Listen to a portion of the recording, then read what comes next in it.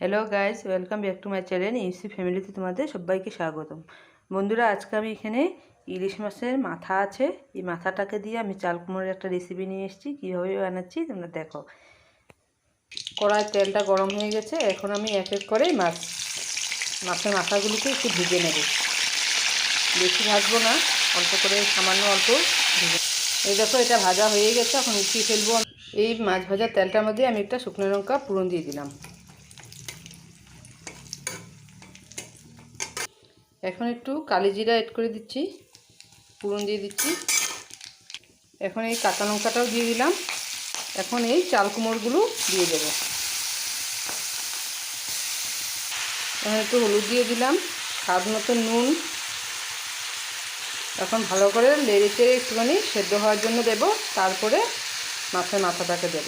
সামান্য একটু জিরে গুঁড়া দিলাম, আর একটু কাশ্মীরি লঙ্কা একটু এড করে দিলাম। এটা এখন কম আছে ঢেকে দিলাম, আস্তে আস্তে হতে থাকো। দেখো বন্ধুরা, এটা সেদ্ধ কিন্তু প্রায় হয়ে গেছে। এখন আমি এই মাছের মাথাগুলো দিয়ে আমি আবার একটু ঢেকে রাখবো, তাহলে মাছের মাথাগুলো কিন্তু সেদ্ধ হয়ে যাবে। একটুখানি এগুলো ভিতর দিকে দিয়ে একটু ঢেকে রাখবো।